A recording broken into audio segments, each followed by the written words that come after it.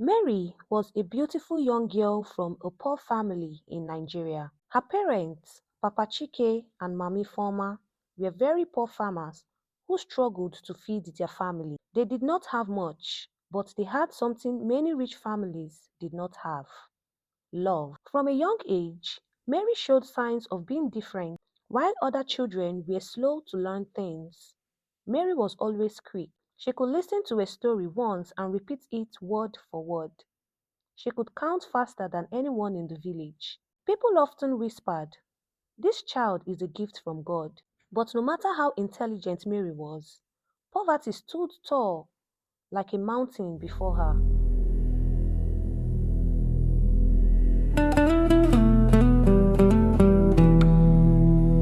African Tales by Adaugo. Hello everyone, my name is Adaugo and you are watching the African Tales channel by Adaugo. Before we dive into today's video, please kindly click on that subscribe button and turn on the notification bell so you will be notified whenever I upload a new video. Now, let's get into the story. Her parents could not afford to send her to school. They tried, but every season, their farm yielded little. Hunger pressed on the family like a stubborn shadow. Papa Chike would sit outside his mud house at night and sigh deeply. Mami Former's eyes would water as she looked at Mary and her other children. What kind of life will Mary live without school? She would ask. One day, a message came from the city. It was from Mary's uncle, Uncle Patrick. He was Mami Former's elder brother. He lived in the big city of Onitsha, where the roads were tarred, houses were tall, and people carried bags of money. Uncle Patrick promised, "Send Mary to me. I will take care of her. She will go to school. She will become somebody." Mami Former jumped with joy. Papa Chike smiled for the first time in weeks. It was as if the heavens had opened a door. Mary too was filled with hope. She packed her little bag with her, only two dresses, a wooden comb, and her slippers. That night, she sat under the moonlight and whispered to herself, "This is the beginning of my dream." The next morning, Papa Chike walked with her to the main road where she would take a bus to the city. Tears filled his eyes as he held her hand. "Mary, you are the light of this family. Remember us. Do not forget where you come from. Be wise." Mary nodded. She hugged him tightly before entering the bus that would carry her away. As the bus moved, she waved until she could no longer see her father. Mary did not know that the city, though bright and promising, carried secrets darker than the village night. She was walking into the arms of her uncle, a man who smiled in public but hid cruelty in his heart. When Mary arrived in the city, she was amazed. She had never seen so many cars, tall buildings, and busy people. The noise of traders filled her ears. Hawkers chased after moving buses, shouting the names of what they sold. Mary's eyes widened in wonder. "So this is the city," she whispered. It felt like another world. Her uncle Patrick was waiting for her at the park. He wore fine clothes and carried himself like a rich man. He hugged Mary and smiled. "You are welcome, my daughter. From today, you will live with me. You will go to school. Your life will change." Mary's heart danced with joy. She believed every word. But when they reached his house, Mary's excitement began to die. The house was not as big as she imagined. Inside, her auntie Ngozi stared at her with cold eyes. "So this is the child?" she asked. Another mouth to feed." Her voice carried no joy. Mary felt a chill. She greeted her aunt politely, but the woman only eased. That night, instead of sleeping on a bed, Mary was told to sleep on the cold floor in the sitting room. She shivered through the night, but hope kept her warm. "Tomorrow will be better," she whispered to herself. The next morning, Mary woke up early, expecting to prepare for school. But Aunt Ngozi gave her a broom. "Sweep the whole compound," she commanded. Mary obeyed quietly. After sweeping, she washed plates, fetched water, and even cooked. By afternoon, her back ached. She waited for her uncle to say, "Now let's go to school." But when Uncle Patrick returned home, He only asked for food. Mary's heart sank. Days turned into weeks and no one mentioned school again. Instead, Mary became the housemaid, cooking, cleaning, washing clothes, and running errands. If she made a mistake, Aunt Ngozi shouted at her or beat her. Sometimes, even her cousins mocked her. Mary would cry quietly at night, remembering her parents' words. But deep in her heart, Mary carried a secret fire. She refused to let it die.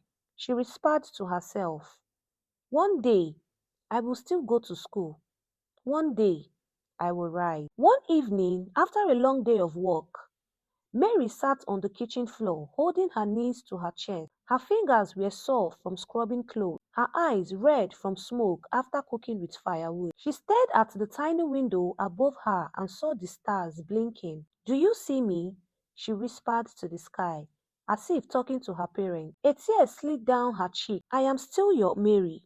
I have not forgotten my dream." Uncle Patrick walked in and found her sitting quietly. He frowned. "Why are you sitting there like a fool? Stand up and wash the plate." Mary stood up quickly, hiding her tears. She had learned that crying in front of her uncle only brought more trouble. He had a way of smiling in public, but at home, he carried a heart as hard as stone. Days passed and Mary's situation grew worse. She was never allowed to sit with her cousins during meals. She ate only after everyone else had finished, picking at whatever was left.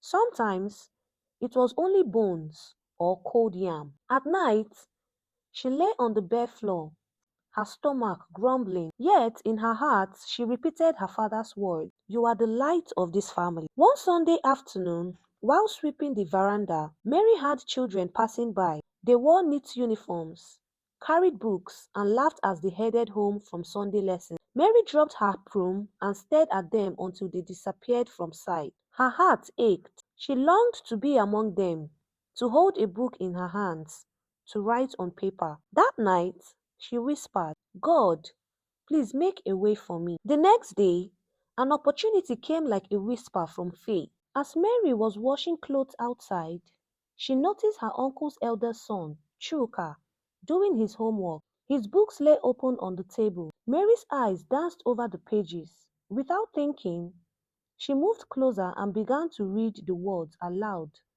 in her mind. She remembered the little she had learned back in the village church school. Letters and numbers came alive before her. Chuka noticed her staring and shouted, "Why are you looking at my book?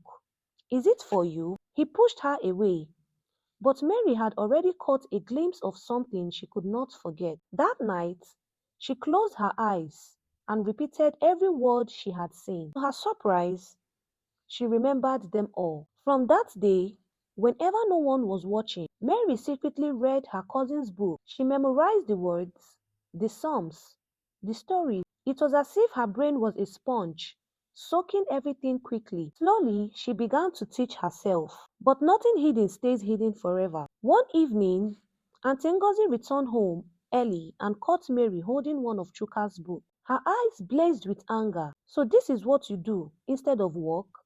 You thief!" She slapped Mary hard across the face. "From today, if I ever see you near these books again, you will regret being born." Mary held her cheek, tears burning her eyes, but deep inside, something stronger than fear whispered, "No one can stop the sun from rising." Weeks later, a small miracle happened. Mary was sent to the market to buy vegetables. As she walked through the crowded stalls, she saw a young woman sitting by a table, selling books. Mary's heart leaped. She stopped and stared at the shiny covers. The woman noticed her. "Do you like books?" she asked kindly. Mary nodded shyly. "Yes, but I have no money." The woman smiled softly. "Take this." She handed Mary a small second-hand exercise book and a blunt pencil. "One day, you will need it. Don't tell anyone I gave it to you." Mary's hands trembled as she took the gift. She felt as if heaven had dropped a treasure into her arms. She hid the book under the wrapper and carried it home like a sacred secret. That night, when everyone was asleep, she lit a small candle stub she had found and began to write. Her hand shook, but her mind was sharp. She practiced letters, numbers and words she had memorized from her cousin's books. Every night she repeated the secret lesson. Every night her little book grew filled with words and sums. And though her back ached from endless housework, her mind soared in freedom. But one night, as she bent over her candle, she didn't hear footsteps behind her. Suddenly, a voice roared, "Mary!" It was Uncle Patrick. His eyes were full of fire. "So this is what you've been doing instead of sleeping? Wasting my candle? Stealing knowledge?" Mary froze, her heart pounding. She clutched her little book as if it was her soul. She knew this was the moment that could change everything. Either she would lose the treasure she had built in secret, or she would find a way to protect her dream. Uncle Patrick stood like a storm in front of Mary. His shadow fell over her, and the tiny candlelight trembled as if it was afraid of him. Mary's little book lay open on her lap, filled with her handwriting. Her hands shook as she tried to hide it, but Uncle Patrick's eyes had already seen enough. "What nonsense is this?"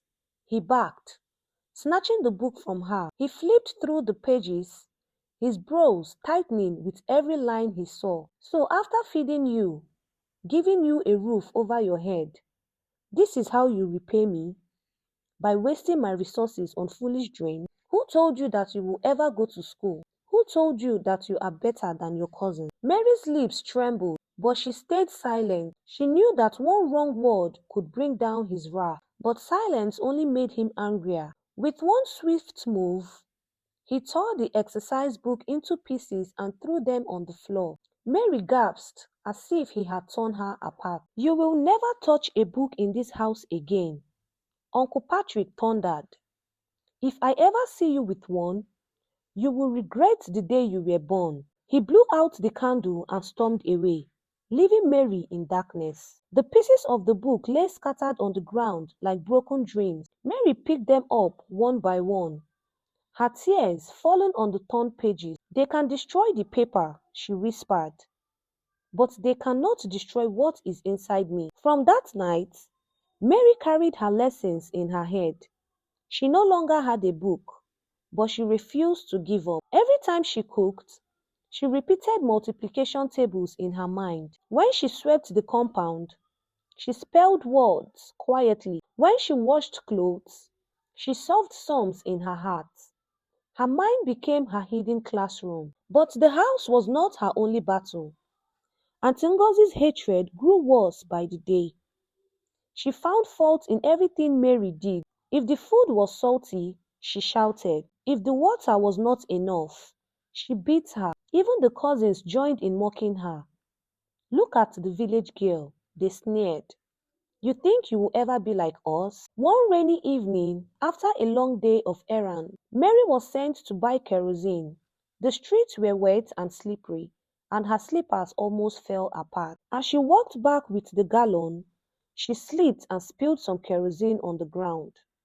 By the time she returned home, the gallon was not full. Aunty Ngozi's eyes burned when she saw it. "Where is the rest? Did you drink it? Do you think money grows on the trees?" Before Mary could explain,